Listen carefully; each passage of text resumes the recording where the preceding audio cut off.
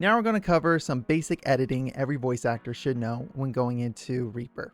So the first shortcut we're going to cover is S. By just hitting S, you are splitting the audio. So that way you can actually choose what section you are wanting to go into.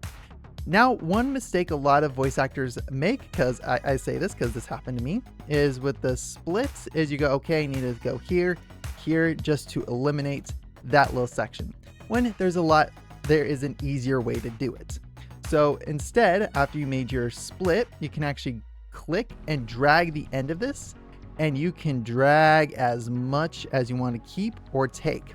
Because in that way, if you did accidentally delete the section that you did not want to delete, you can actually then just bring this back and bring it back in. Now, one other shortcut that I would highly recommend, because it's like you can use a shortcut or you can go up and click this little magnet, the snap enable.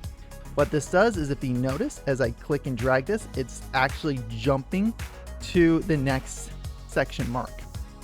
Whereas by hitting Alt S, you can turn it off and then you can bring it back and adjust exactly where you need to.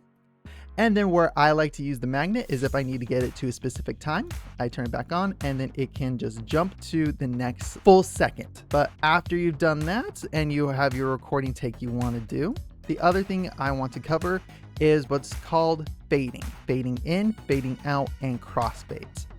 Let's say you're starting your recording session, you are wanting the audio, instead of just coming in blaring straight away, you can fade it in. Where what this will do is it will ease the audio into this. This is what it sounds like with no fade. Smush skill, level 3. Whereas now with the fade, smush skill, level 3. Notice how it's slowly built to it, and you can actually extend it to where it's a longer build. Smush skill, level 3, where it's a lot more quieter and then eases in. Honestly, for something like this, I usually keep this as it is. And then what I would do is I would rather do a fade out. Whereas as you're finishing, instead of just cutting straight off and can also give this little pop, it will then ease it out of this skill. Notice how like really went quiet after I did that. So that's what this fade out is for. And again, the way I activate it is you got to make sure you see that little almost like metronome scale as your mouse goes across it.